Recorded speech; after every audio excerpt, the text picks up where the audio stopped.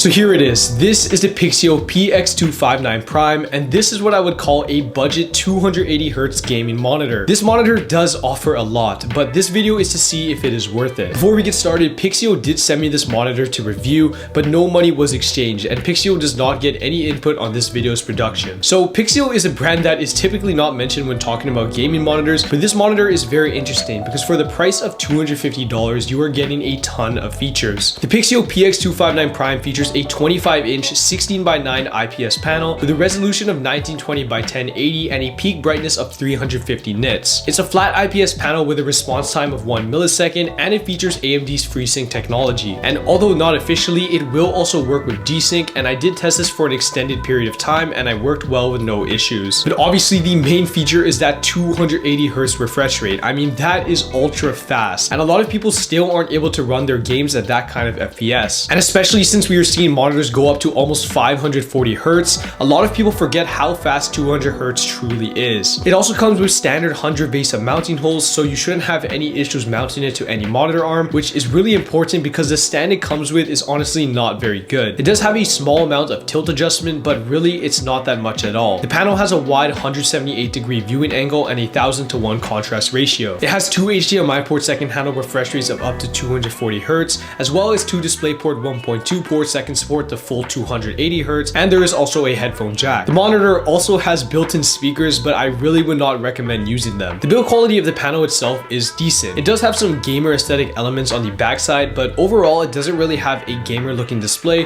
which can either be a good thing or a bad thing. It has a zero bezel design with a matte screen surface, and the out-of-the-box calibration is just okay for a gaming monitor. I would really highly suggest adjusting the white balance as it is quite warm out of the box. The panel is also very bright and can be used for extended periods even with all windows open or with lots of light in the room. I did set the brightness to 80% and it's much more than needed. The Pixio also has a row of buttons along the right bottom chin of the screen for the menu system, and it's really easy to use and understand. There are also labels on the front side of the panel, which makes it a lot easier to know what all the buttons are. And I feel like a lot of monitor manufacturers don't actually do that, and it actually made it a lot easier for me to configure. It's also not overly complicated and does everything it needs to do without any unnecessary features. There are some on-screen overlay stuff like crosshairs, which you can turn on and off without actually going into the menus at all. And there are also a few overdrive settings you can adjust, and I set the overdrive to the medium setting, which I normally set on every monitor, and the performance seems to be solid. There's also an option for HDR, but since this is a 350 nit panel, it's nowhere near bright enough for HDR, and I'm not even going to bother entering the performance because the implementation of HDR here is pretty poor. If you're looking at this panel for HDR, I would highly suggest looking at another monitor. It does feature AMD's FreeSync, which I already mentioned, and it will work with G-Sync, which is how I use it now. It's not actually supposed to be able to do this, but I really didn't encounter any issues when I tried it. And for you console players, you should be able to use this panel with all major consoles. I was able to use it with my PS5 and it worked flawlessly. However, please note that you will be limited to only 120Hz, and if you have an Xbox, it should also work with variable refresh rates since it has FreeSync. But for a gaming panel, it's pretty decent, and it was actually kind of a surprise to me. It feels really snappy and responsive, and I really didn't notice any major ghosting effects. I thought the fact that it was 25 inches might make it feel like it was a small display compared to what I'm used to, but actually playing on this for a while, I really didn't notice that I was playing on a smaller display. The entire experience with gaming on this monitor is super solid, and especially in high refresh rate competitive games, this monitor really does offer a great experience. And especially if you have a lower end PC, games like Valorant and Overwatch are easily going to be able to run enough FPS for this monitor, and the game just looks so much better. And although 1080p is quite a low resolution nowadays, a lot of people still use it as it's a lot easier to run when compared to 1440p, and a lot of competitive gamers still run at this resolution. But if you are someone who is switching from a higher resolution display, going down to 1080p really is going to suck. Also, when you're playing single player games or more graphically intense games, 1080p really just does not look great. But since this is a 25-inch display, the resolution isn't the worst looking when compared to 1080p on, let's say, a 27-inch monitor. The thing is though, on Amazon, there are a ton of different 240Hz gaming monitors for a lot cheaper of a price. Some of these companies you have probably never heard of, but they do offer a very solid feature set,